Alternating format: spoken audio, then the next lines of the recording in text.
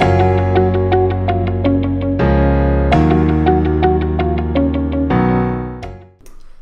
I'm Scott and I'm from Hire Window. Hi, I'm Matt. I'm also from Hire Window. And today we're going to talk a little bit about identifying transferable skills and making the most of them. Matt, you're obviously from a recruitment background. Yeah. Can you explain for us what a transferable skill is? So, a transferable skill, particularly in a STEM subject, they are the methods, the techniques, the thought patterns that you learn to utilise, to use, rather than the actual sort of facts or knowledge that you learn. Okay. So we're talking graphs, visualising data, synthesising information, how to work in a team, on a project, analysing data. Sometimes it's actually as simple as learning how to efficiently search a database. It can really be that simple. They're important because they transfer, and that's why people sort of focus in on that and talk about it. They basically mean you'll be able to add value in a workplace quicker. You'll be effective at your job more quickly. Are they particularly important, do you think, for graduates or students to find who maybe don't have the work experience that can really help them in job applications? I think so, because if you're looking at a CV, a profile, a skill set, and that workplace experience isn't there, and you can't apply to a job and say, I have actually done these things before. I have this knowledge. I did it at this company. We learned this and I learned that, and you're reliant on essentially your 18 to 21 years in education.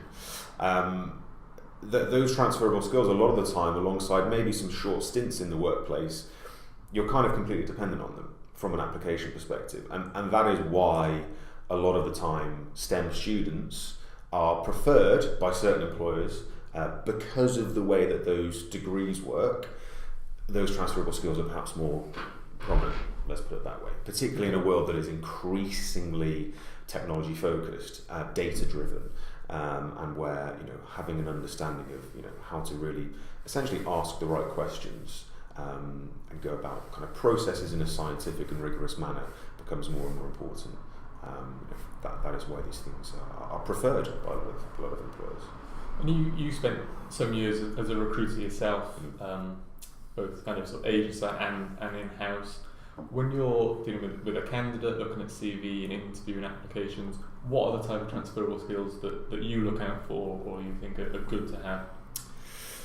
I think that, it really, really depends on the role that I'm recruiting for, the organisation I'm recruiting for. I think that what's important is that you're able to just identify your transferable skills, and the way to do that is to stop thinking about what you learnt, this protein channel, this equation, this new piece of technology. Think more about how you learnt those things, so how you completed coursework, how you led on a group project, on a presentation, etc. And then it becomes about making the most of those transferable skills.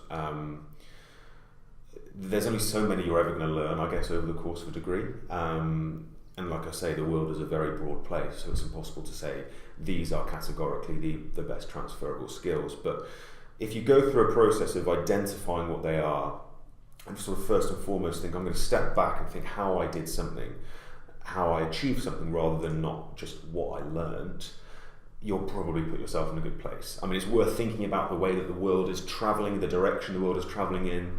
Anyway, we know that data is more and more important. We know that visualizing that data is important. We know that working in a team is as important as it's ever been. So there's all manner of transferable skills you can pull out from that.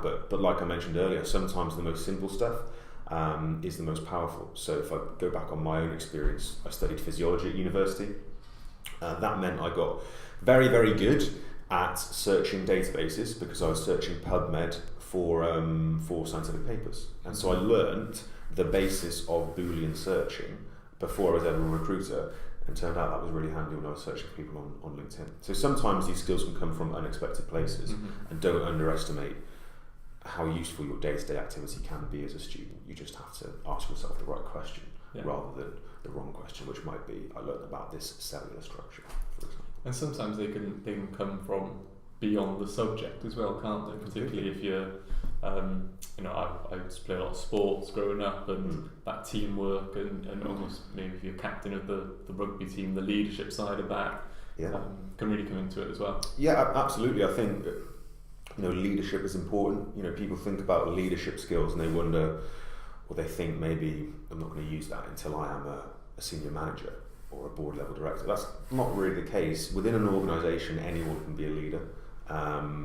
So those kind of things transfer really well from sports, but some of the simple stuff that students get involved in, if you're a treasurer for a society example, you might have actually managed a decent budget. You might have helped put together an event. You might have done this, that and the other. You may have negotiated sponsorship with various brands from across the UK. So it's kind of, it's important that you really spend some time thinking about this, and rather than just going for kind of the usual suspects, as it were, the kind of, I've learned how to do an Excel spreadsheet and I kind of am comfortable looking at a graph and kind of getting my head around, actually doing a bit of a deeper dive and thinking, well, what else do I do, what else have I learned, and sort of showing that a rounded picture of yourself as a person.